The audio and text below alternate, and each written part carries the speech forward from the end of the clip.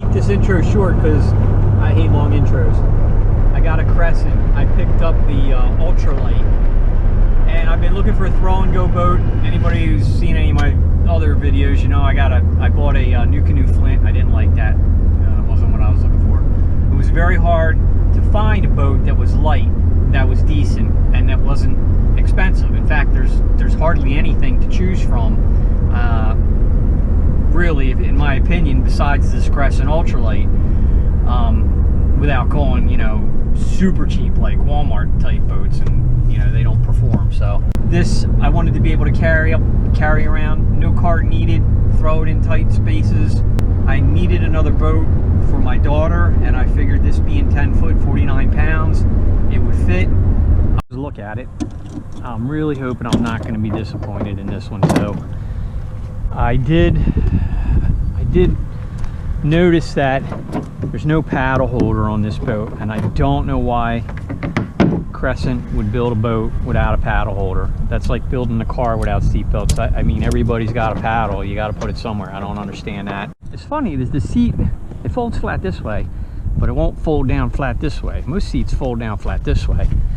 This seat has 3 straps on the bottom, and the first time I sat in this boat I wasn't sure I was going to like it because you kind of felt them, but then I realized you have the ability to loosen these straps, and what I found was comfortable was keeping these 2 tight, loosening the center one a little bit, and it kind of gave it a dish in the middle that seemed a little more comfortable for me.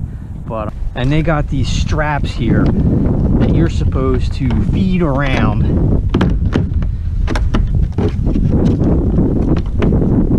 and cinch in, you know, and oh gosh, man, a bungee would have been so much easier. I don't know why they did this. This is just, I mean, maybe I'm making it too big of a deal out. They could have made it easier. And there's nothing in the back. There's no strap in the back like there is on the Hobie.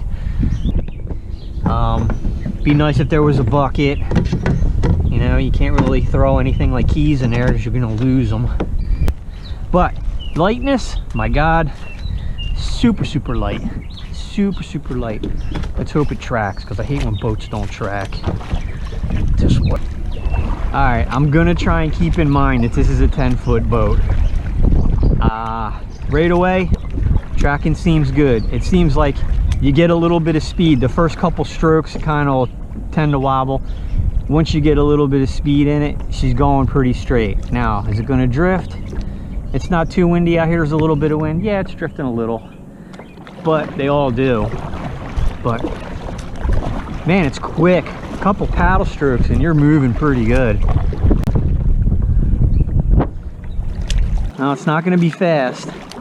Too short to be fast, but it's quick. It'll get up to its cruising speed quick. I should have brought my GPS to see what it likes to run at. I'd say this is probably about 2.5. No, I think this is a keeper. I think it's got a certain speed where the bow's gonna start pushing water. You could see it already. I'd say probably, just guessing, maybe anything over like 2.5, and it looks like the bow's gonna wanna push water. But oh yeah, you can stand in it. It's got a little bit of tippiness to it. I'd say it's similar to Perception. Surprising for a 10-foot boat. You know, I don't fish standing up. I stand up to stretch my legs after I've been fishing for a while, so I don't stand and cast. I don't feel the need to. It's not the way I fish. So it's not a big selling point for me. I mainly just wanted something that is very easy to carry up out of my basement, is going to be super manageable for my daughter, who has just started bass fishing and didn't have a boat. And I'm kind of planning on sharing this with her, and you know, friends or relatives that want to go fishing, I now have another boat that they can jump in, and it's very simple, very easy to get comfortable in, very easy to get used to, and very easy to paddle. And this checks all those boxes. But really, I mean, really, Crescent, That's all. A bungee strap, I mean, how much would that cost? That's crazy. There's no paddle thing on this. So I don't know if I can, you know, you hate to drill holes in a brand new boat. So, but for the size of lakes, you know, this thing moves pretty good. I don't need to be setting any, I mainly just like, if I want to fish those pads, I want to glide up, I want to make sure it's tracking straight. And this looks like it's holding a pretty good line, which is impressive for a 10-foot boat. Yeah, as you can see, as you get faster, you start plowing the water. It's not hard to maintain a clip like this, but it's not efficient. As you can see, it's not cutting, it's kind of pushing. But if you're taking a leisurely pace like you do mostly when you're fishing, yeah, this looks pretty good. Pretty happy with it. I wish they had put like instead of having a hatch, like just have a tray in there or a pan or something, you know, that you could just stuff your sweatshirt in or something real easy. Let's see the water. Let's see if the water goes out.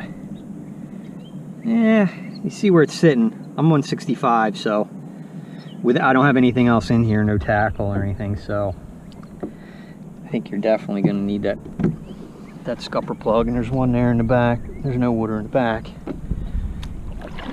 But for stuff like this, like crawling through these little back channels, this is the boat, man. Definitely. This is the boat. I'm kind of pleased. I thought it was going to be a little more tippy. It doesn't have a sketchy feel to it like some do. You know, some boats, you get a really fast first to go to the second, and then the second holds pretty good. This one feels like it's almost already into the second as it sits in the water. So I would imagine when it does go, it probably goes pretty fast. Once you push past that safe secondary point, it probably flips over pretty quick.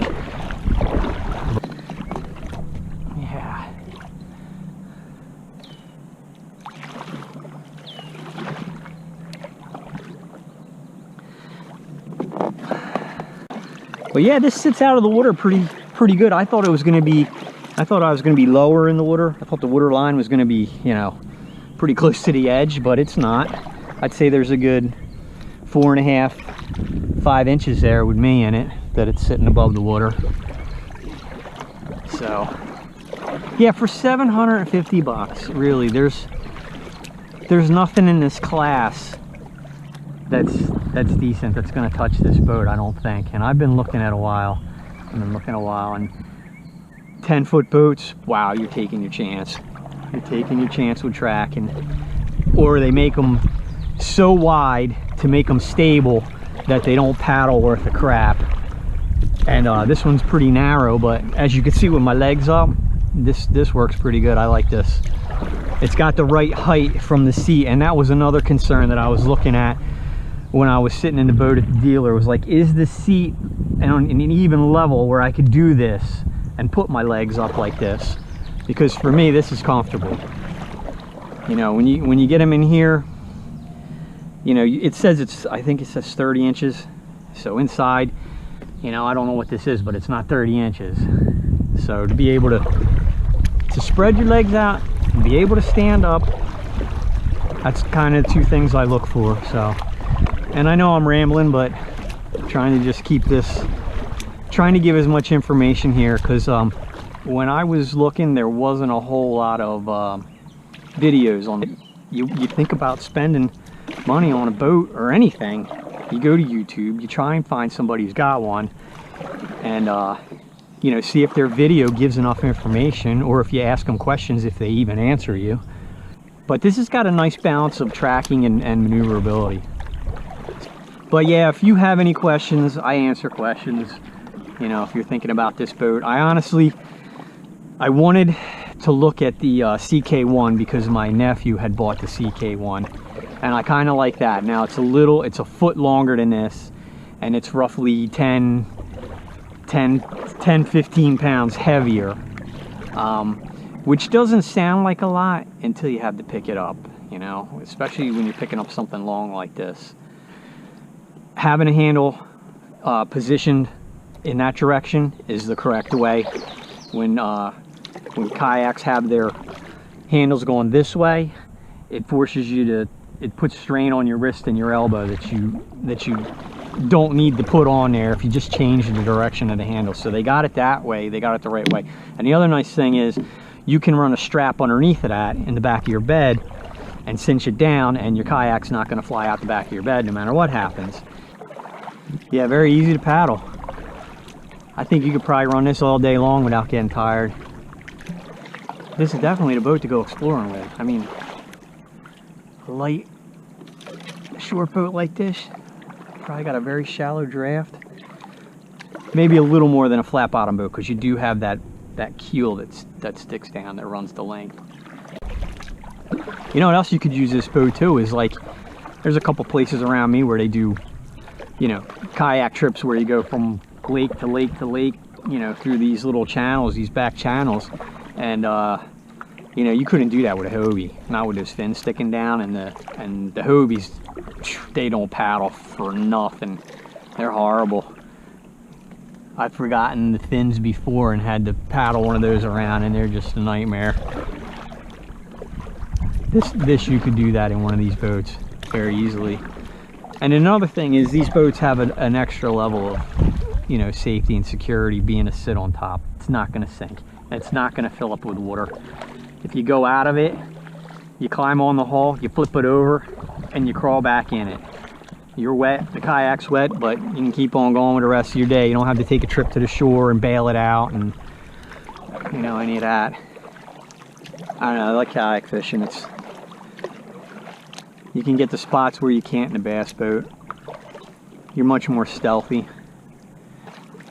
But what's nice about these paddle kayaks versus the pedal or the Hobies is, if you fish a lot of pads, if you fish frogs, worms, and you fish in the pads, you know, these things are like four-wheel drive. You can just run right through the pads, no issues. You know, got nothing hanging down to catch. You know, it's nice. You don't have to worry about where you're going too much. This is the kind of boat you would use to introduce somebody to kayak fishing, for sure. Versus, you know, something cheap that you're going to spend, you know, $300 or $400 on. You're much better off spending a few hundred more and getting something decent. So their hull designs are made for paddlers. They're really good. They got a solid design, and if you look at all three of their boats, the light tackle, the CK1, and the ultralight, the hull designs are kind of similar. I'd say the CK1 and the light tackle are very similar. This one's a little different. I think they had to pronounce the keel a little more to get a 10-foot boat to track well. But I'd say they hit the mark. Let's see if I can get it going.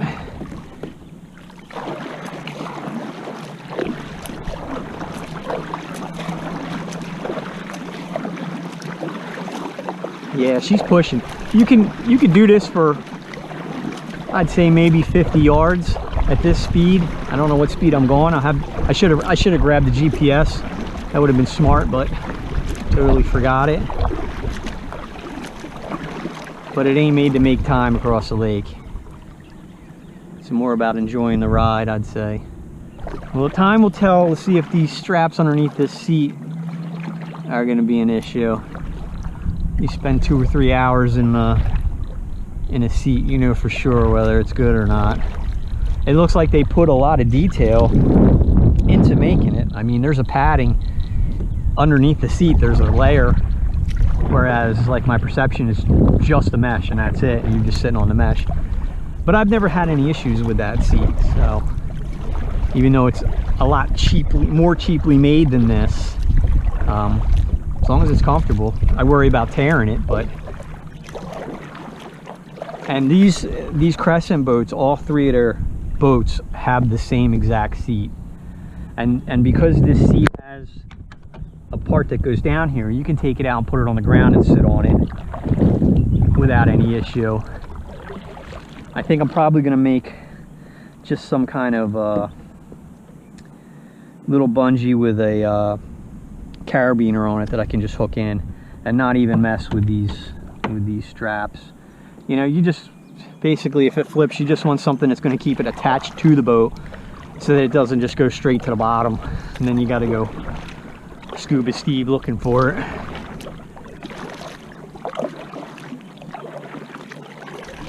But yeah, like back in here, you know, it's like all these pads.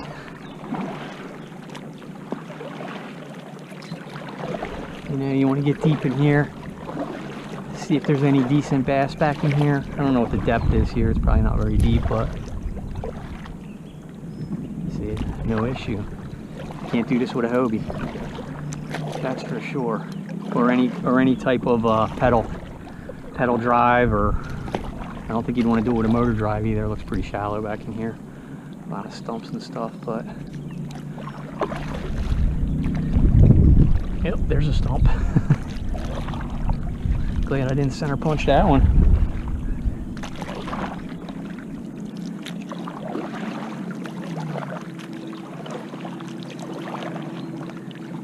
But even some of the longer, heavier boats that are paddle, when you get them in the pads like this, you got to put a little effort.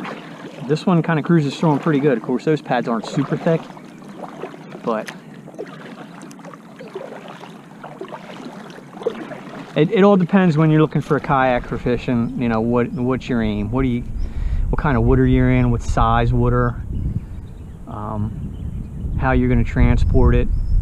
Are you fishing by yourself? Are you going to be going with a family member all the time, or you have an extra hand to help you load it? I do both. Sometimes it's just me, and I come home for work, or people are working and I just want to go fishing and it's just me, you know. This is going to be the boat I take. And I try and outfit all my gear so that I can grab any boat and make it like modular. You know, that you're just putting in a milk crate. You're just grabbing your rods and your seat. And you know, once you get in the boat, you can move stuff around, but it's very easy to put your fish grips and your hook stuff and everything in a milk crate, and then once you get in the boat, move it around like this. I'm hoping that the Plano box will fit on the side here, because it's not hard to turn around, but it's much easier to just pull something out of here and have fish grips or something in this area, you know, where you can not have to keep reaching behind you every time you need something. So I have to see, you know, what kind of accessories. I know that they've got so much stuff now for these rails, from storage bins to cup holders, rod holders, camera mounts, all kinds of crazy stuff. So I wish they ran back a little more, because like you could see where my leg is, this part of it's going to be not usable for me, just because I like to paddle like this. So yeah, these foot things, they're probably coming out. I'll never use them. I've taken them out of every single boat I've had. I don't miss them. If it's super windy, I'm not usually fishing, and I don't think this is a boat you'd want to take out on a super windy day. If it's rough or windy, the Hobie's the boat to take. The Hobie's the boat to use. But I'm heading into the wind now. I'd say there's probably a, I don't know, maybe 5 to 7 mile an hour wind that I'm heading into, and you can tell it gets a little bit harder to paddle. And in a shorter boat like this, it's totally going to destroy your glide. You know, as soon as you stop paddling, you're going to basically stop moving. You know, where a longer boat will carry a little better into the wind.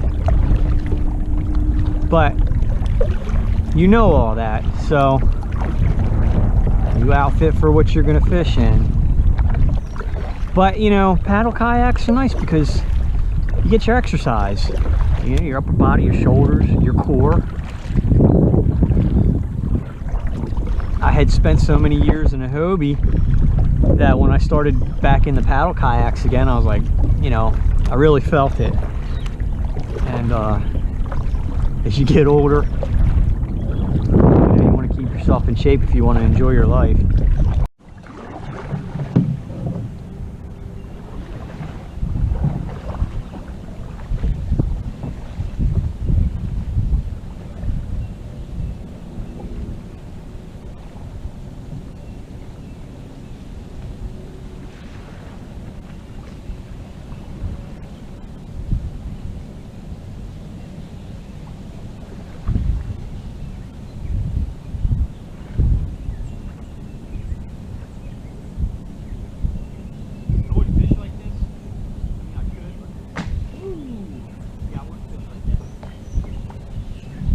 Stand up. I wouldn't buy this boat to stand up in it.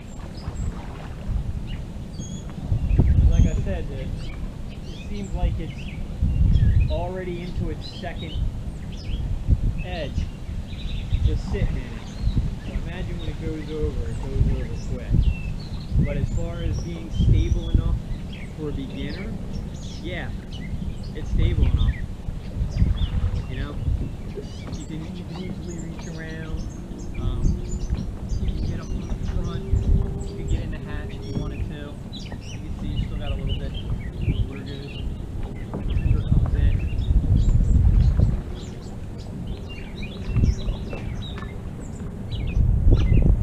I don't think it'd take long to use this boat completely. So, and I'm not like a professional paddler. I like to fish.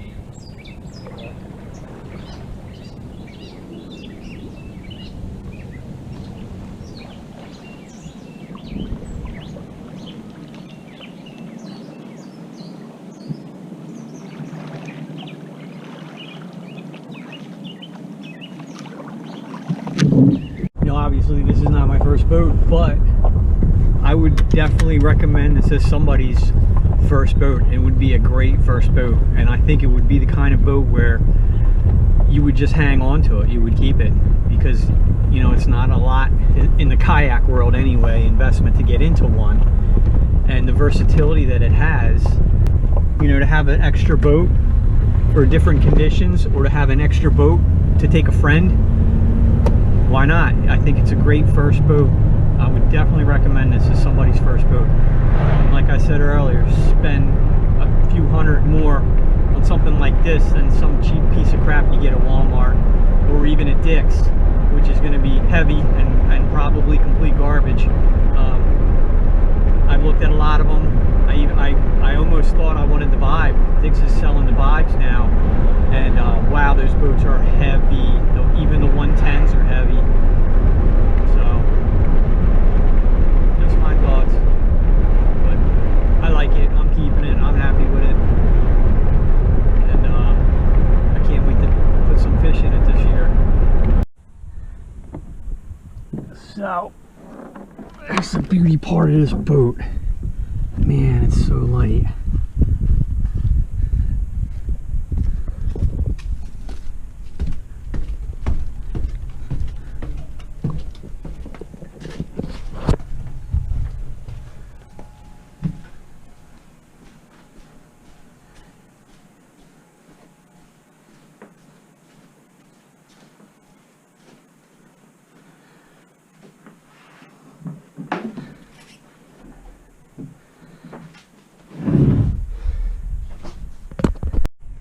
Of the raised part I was telling you about, and this being the back. And as you can see, it kind of tapers down in the middle here, where it's only maybe 2, 2.5, 2 3/4 high, but at the front it's higher, and at the back it's 4.5 inches that it's up, and that's what makes this thing track so nice. So getting it situated, getting it decked out, getting configured how I want it. This paddle holder is a little sketchy, but I guess it'll do the job for now. Putting the deck kit in, and the dealer told me a little trick. You know, you got to wipe these down, wipe the plastic down with alcohol first, but he said when you peel the paint or the paper off the back, you know, take a heat gun and heat it up, get the glue real tacky, and that's how they do it in the shop to get it, you know, sticking so that it won't so that it'll stay stuck. So I did all these, and I just got this one last one to do, but looking forward to putting some fish in this thing. So that's what it looks like so far.